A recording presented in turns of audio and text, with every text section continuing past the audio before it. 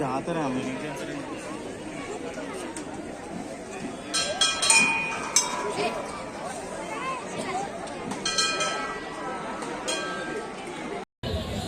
Sammakka Sarlamma Medaram mini జాతర ఈ నెల 12 నుంచి 15వ తారీఖు వరకు ఏర్పాటు చేయడానికి అన్ని ఏర్పాటు చేయడం జరిగింది.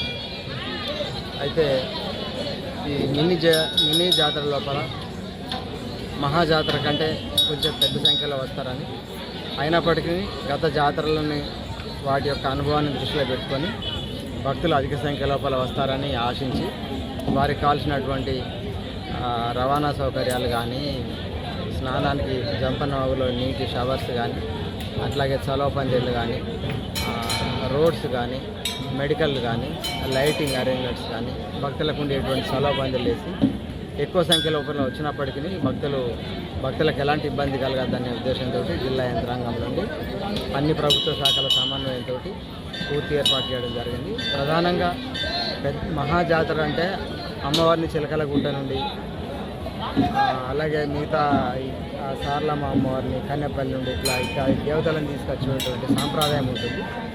ఈసారి మాత్రం ఈ చిన్న జాతర లోపల దీన్ని మండమెలిగే పండుగ అంటారు. అంటే పూజారులు వారు మాత్రమే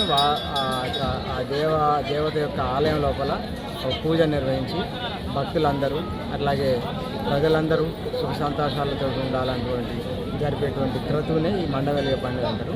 దాన్నే మనం మినీ జాతరగా నిర్వహించడం జరుగుతుంది.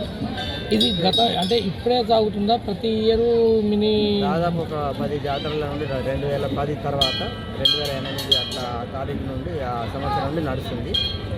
ఫస్ట్ ఇది ఇంతకుముందు లేదు, కేవలం 2 సంవత్సరాలకు ఒకసారి జరిగేది. కానీ భక్తులు ఈ పూజారులు మాత్రం ఎల్లకాలం మొదటి నుండి చేసేటువంటి పూజా కార్యక్రమాలే, అప్పుడు చేసేది ఇప్పుడు చేసేది. కానీ ఒక 10 సంవత్సరాల ముందు నుంచి భక్తులు ఈ రోజులో కూడా ఆ వార్షిక జాతరను దృష్టిలో పెట్టుకొని వస్తున్నారు కనుక భక్తుల యొక్క సౌకర్యార్థం ఒక 10 సంవత్సరాల నుండి ఈ యొక్క జాతరని, చిన్న జాతరని కూడా ఒక పండుగలాగా నిర్వహించడం జరుగుతుంది. ఈ జాతరకు ప్రభుత్వం ఎంత కేటాయించింది? ప్రభుత్వము 3.5 కోట్ల పైసలకు కేటాయించింది. అది జిల్లా కలెక్టర్ గారి ఆధ్వర్యం లోపల వివిధ శాఖలకు భక్తులకు కావాల్సినటువంటి సౌకర్యాల కోసం ఏర్పాటు చేయడం జరిగింది. వాటితోటి ఏర్పాటు చేయడం జరిగింది. ఎంతమంది భక్తులు వచ్చారు?